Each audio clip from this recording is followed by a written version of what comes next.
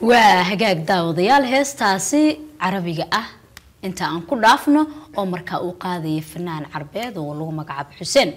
وان فيليا ان مركا قاركينو عربي اد u jecel heesihiisa in marka idinku aad ka hesheen hindi iyo Soomaali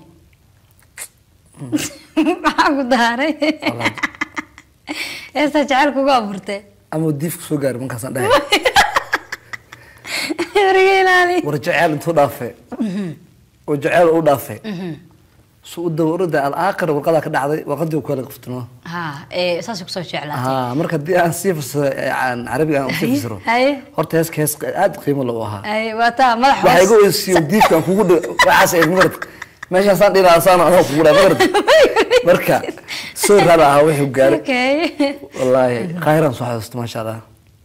adduunyo waad iska socdo dhamaan khayr goor ma tagtay yaay واجاي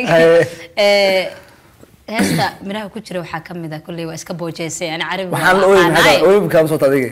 maxaan oo yani oo ilmi indhay sidii mid jacaylka iyo waa laga yaabaa jira ya laakiin aniga la'aanta ay shaacib anada shaabcano ya abasha fooda atishi toraha shaacib مرحبا إنه أجي صانع ورقة سواق في شعمود واجك داود يروي برنامج كبرها بالشدة أرتينا برطمان كجترنا مركنا